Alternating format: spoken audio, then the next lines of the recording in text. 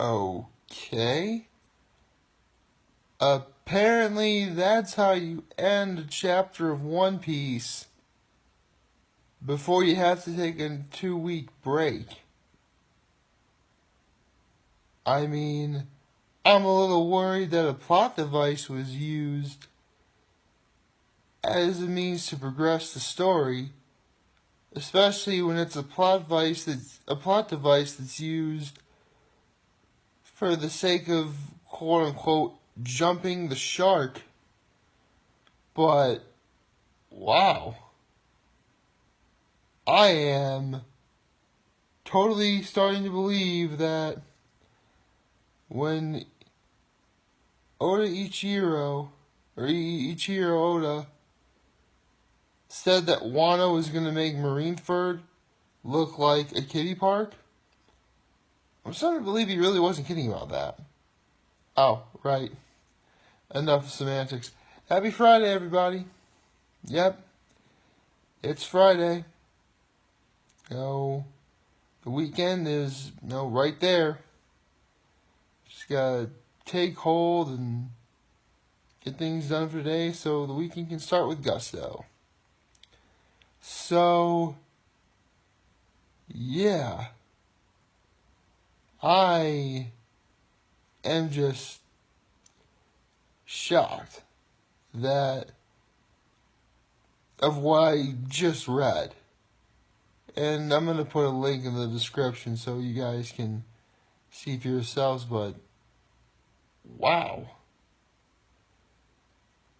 There are things about what I read that, I can wrap my brain around, but I can't believe they actually did it.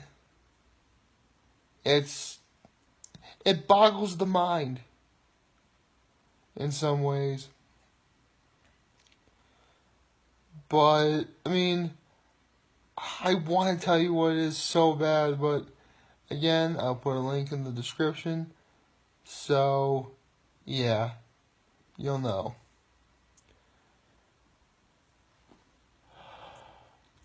And, that's why I'm tired. I was literally up all night contemplating how awesome what I read was. I am really, truly looking forward to what's going to happen next in One Piece. But, unfortunately, I have to wait until October 18th, or 17th or whatever, before, actually more like the 19th. Anyway, sometime after mid-October, that's when the next chapter is going to come out. So, I'm looking forward to that.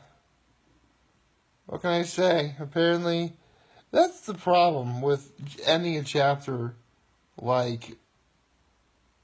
on sort of a note like that, because I want to know what happens next so bad, but now I have to wait 2 weeks.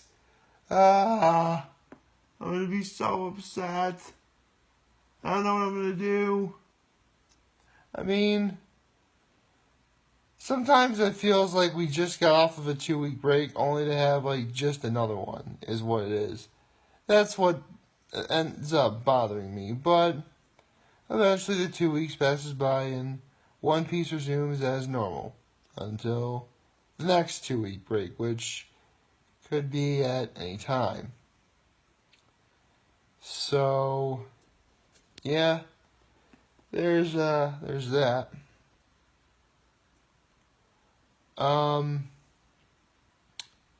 Well, I think one thing I definitely learned yesterday is that, actually I knew this a few weeks ago, but the Indianapolis Colts are terrible. They are. They are just awful.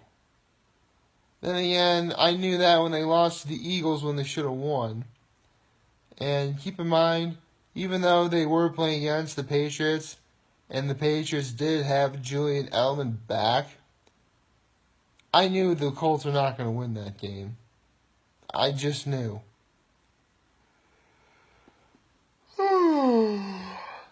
Man, I gotta stop going. I gotta start getting more sleep at night. Anyway, where was I? Oh, right.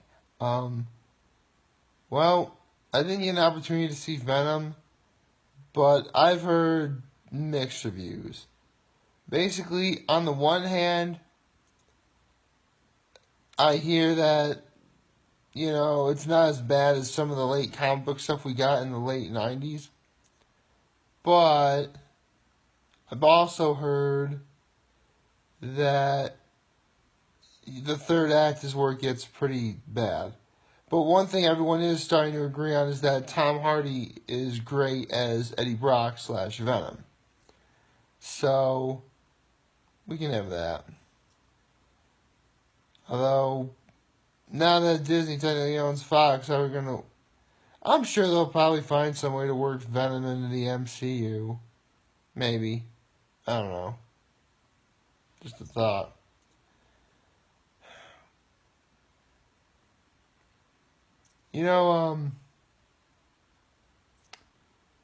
Wow, I really can't think of anything else. I mean, Spider-Man is just one of those comic book heroes that, has lasting power, partly because of how relatable Spider-Man is for a lot of people. Combine that with the memorable quote, and with great power comes great responsibility, and you're just asking for, people to look at him as a hero out the wazoo, I guess. Although, I think one of the coolest things I know about the original Sam Raimi Spider-Man trilogy, that was when Tobey Maguire was Spider-Man, by the way, is at the subway? No, it would be a train.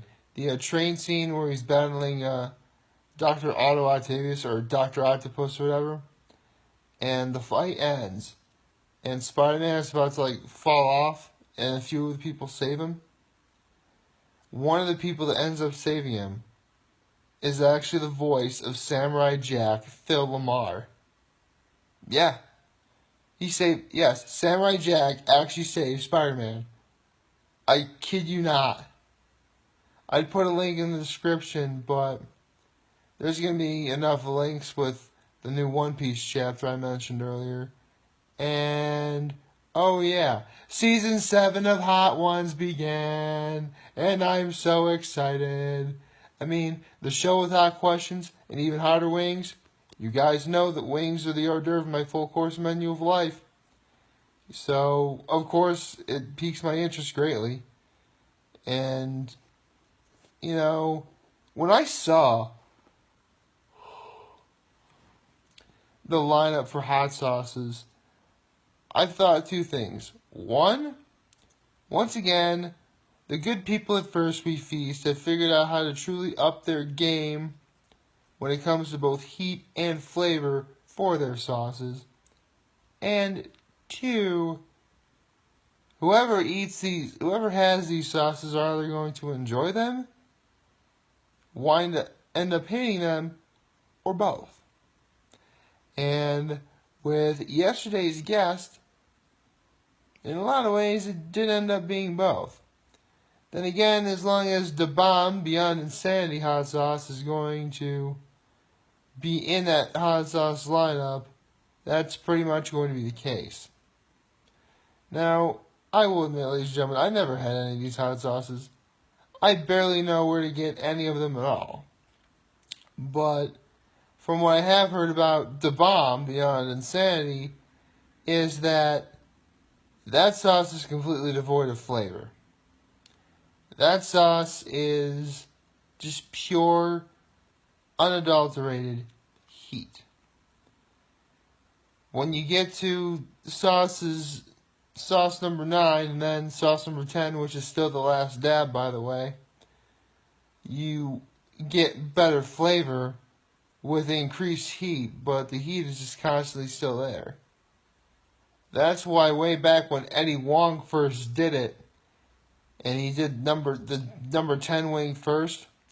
That's why he suffered so much, because that heat is just going to constantly keep going throughout. Honestly, it's just a matter of tolerance. And again, I have wondered what would happen if I ever got hot ones myself, if I would still like wings at all after it was over. And the short answer is yes.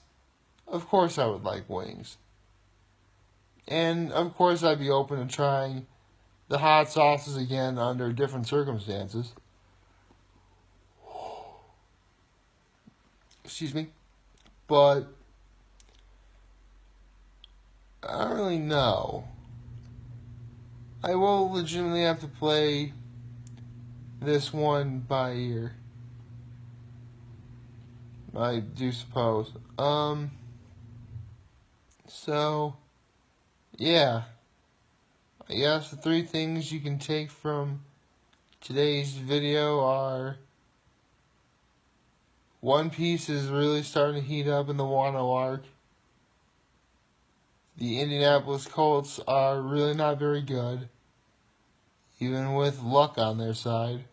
Come on, you knew I had to use that joke at some point. Although that does remind me. Alright, the third thing is how awesome yesterday's episode of Hot Ones was. Although it does remind me, a few years ago, I used to watch something called Carl's Stone Cold Lock of the Century of the Week. If any of you guys are fans of a show called Aqua Teen Hunger Force, you know what I'm talking about. And a few years ago, this is actually the weekend that Deflategate happened, by the way. Carl actually compared the looks of Tom Brady to the looks of Andrew Luck. And he ended up referring to it as Nature Boy versus Pretty Boy.